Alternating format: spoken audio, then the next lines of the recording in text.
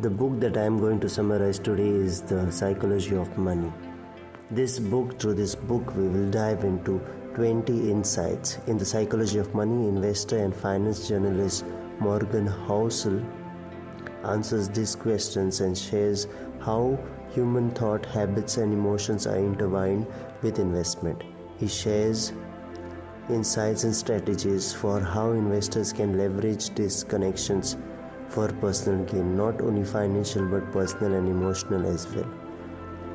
First insight, or the first lesson we can say, someone's personal experience makes up only a small portion of what happens, but it makes up most of how that person thinks the world works. In theory, financial decisions should be driven by an investor's goals and the characteristics of the investment options available to them. Economists from the National Bureau of Economic Research found that instead, investment decisions are anchored by early adulthood experiences. They found that the investors tend to weigh more heavily the experience of the economy when they were young than what the economy is like now. Lesson 2. Both luck and risk are often the factors that determine success and failure. Because they are hard to measure, they are often discounted. Some of Bill Gates' success can be attributed to hard work and good decisions. Some of it can also be attributed to his going to a high school with a computer. This was roughly 1 in 1 million chance in the 60s. To account the risk and luck in decisions, an investor should first avoid idealization of specific investors when it cannot be known how much luck or risk influence their success. Focus less on specific individuals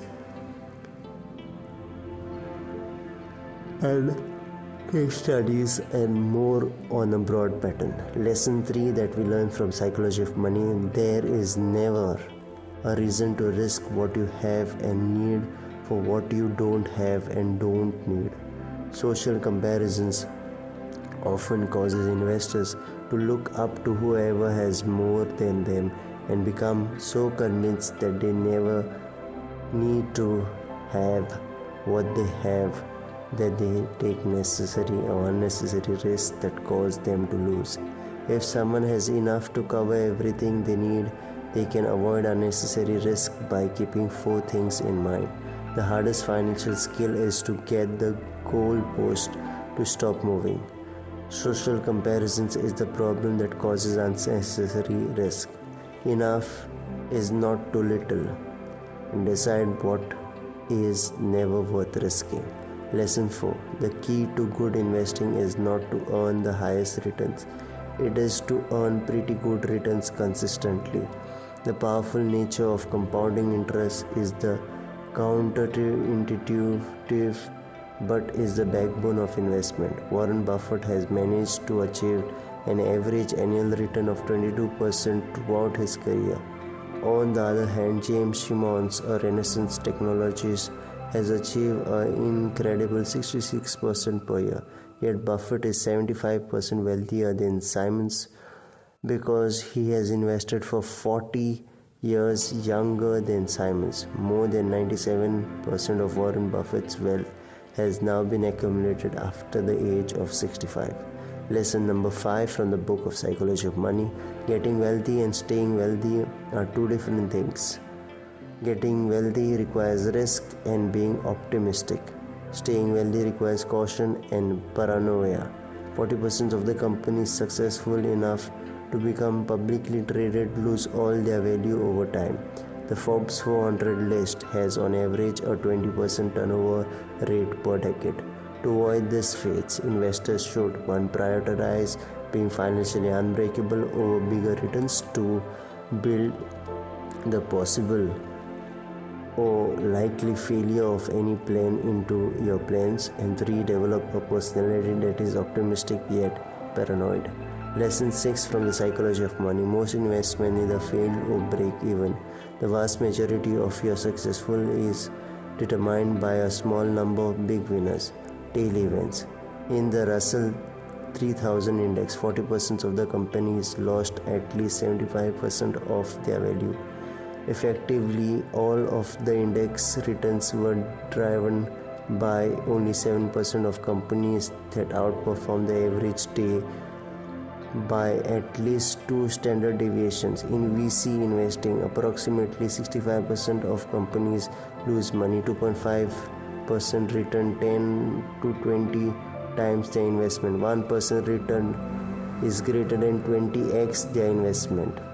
0.5% returns 50 times their investment. The majority of VC returns come from the last category to allow enough time to take advantage of the tail events.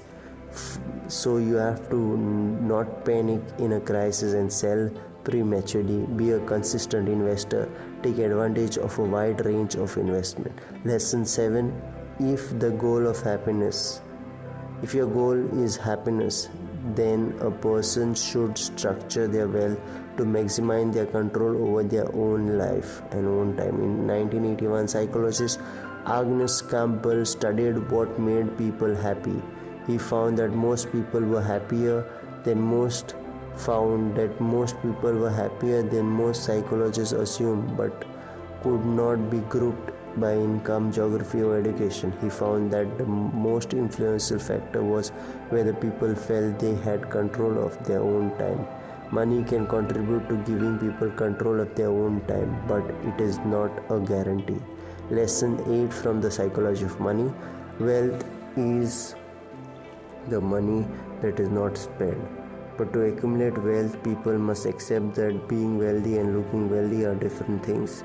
In 2009, Rihanna nearly went bankrupt after she lost 82% of her wealth in a year. She sued her financial advisor for gross mismanagement, who responded, "Was it really necessary to tell her that if you spend money on things, you'll end up with the things and not the money?" People tend to imagine wealth as what you can buy with wealth. That is the opposite of wealth. Lesson 9. Building wealth is less about income or investment return and more about saving rate. In the 1970s, it appeared that the world was going to run out of oil.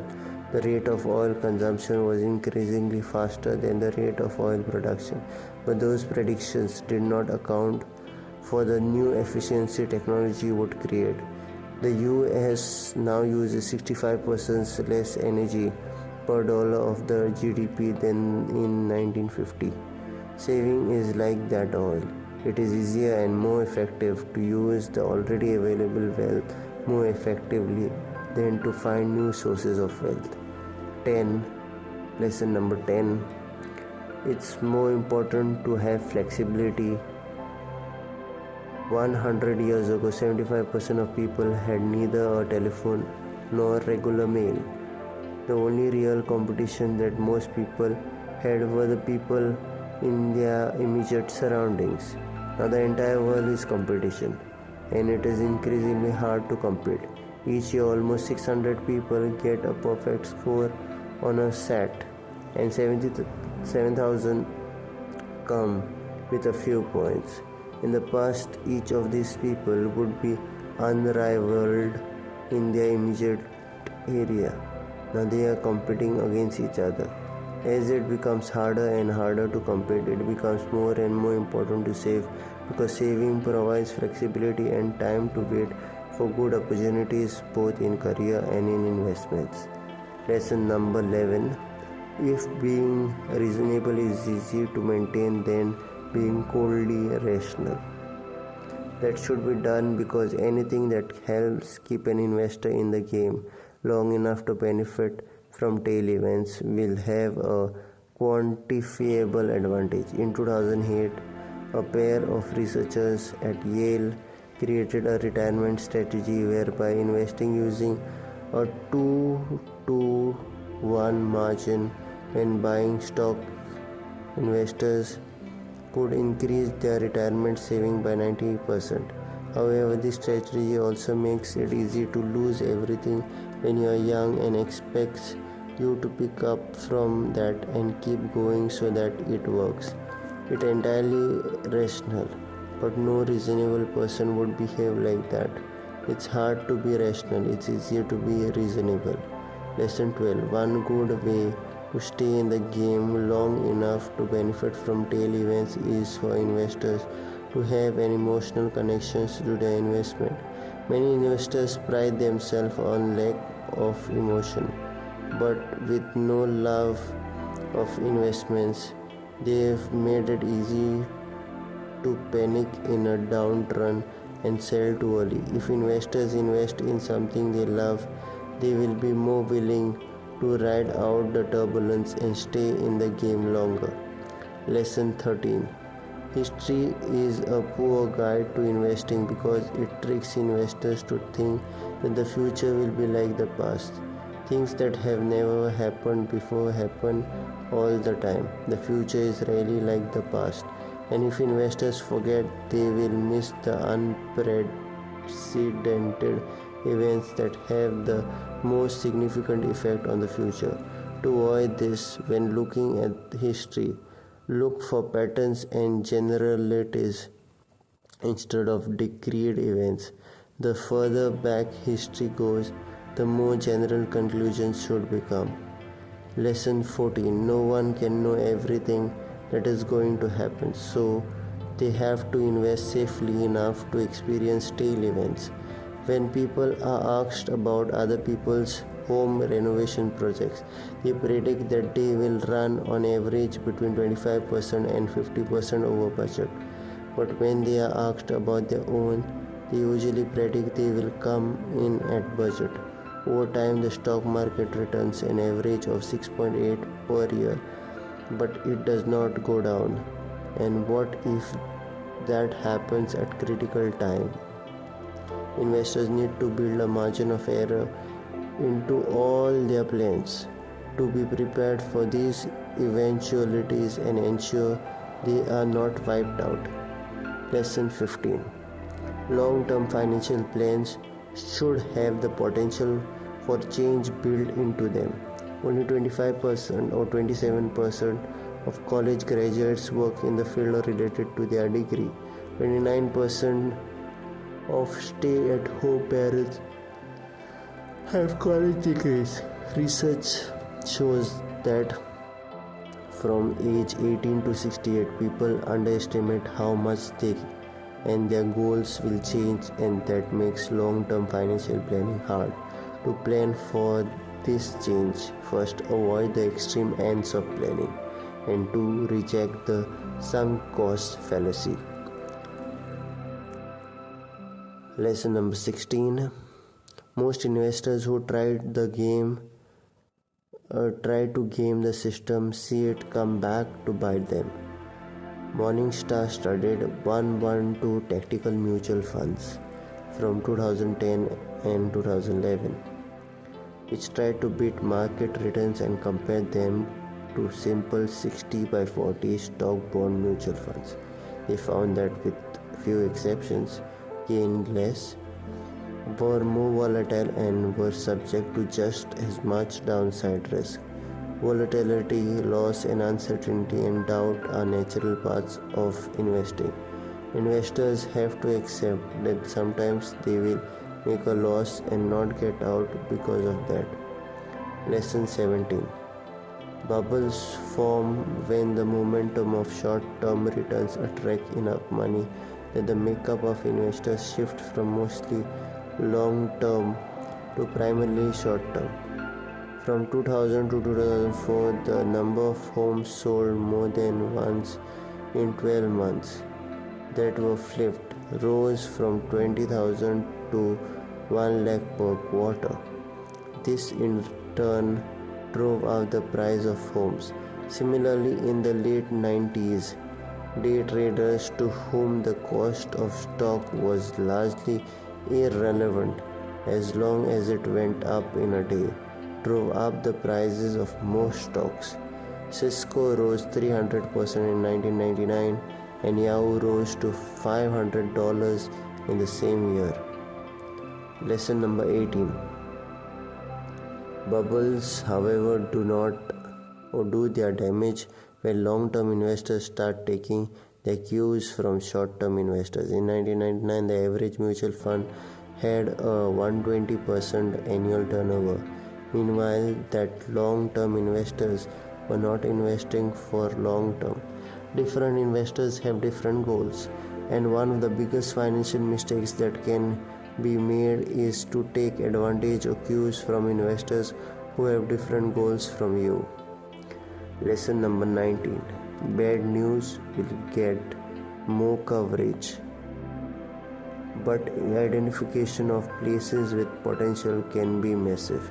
In 1889, the Detroit Free Press wrote that flying machines appear impossible.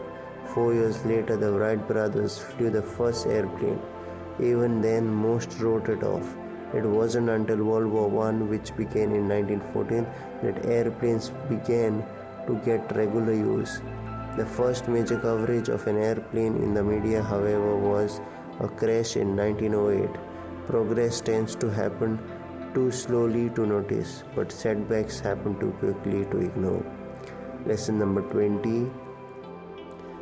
Predictors of the future tend to extrapolate current trends into the future, but they rarely do or can account for how market will adapt. In 2008, it was written that by 2030 China would need 98 million barrels of oil per day, but that only 85 million barrels were produced worldwide, and not much more was likely ever to be produced. However, growing demands drove up the price of oil, which made it profitable for the first time to tap harder to get to oil reserves, driving up production well above what was needed. In 1985, the journal Nature predicted that by 2000, women would consistently run faster marathons than men. They figured this because the average marathon times of professional female runners were increasing faster than that of males.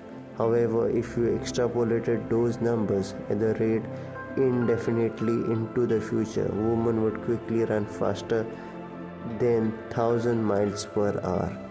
And with these 20 lessons, we come to the end of the book, The Psychology of Money.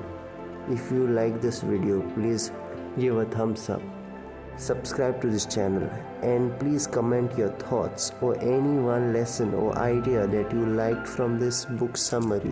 Comment it below and I will see you in the comment section. Thank you. See you in another video.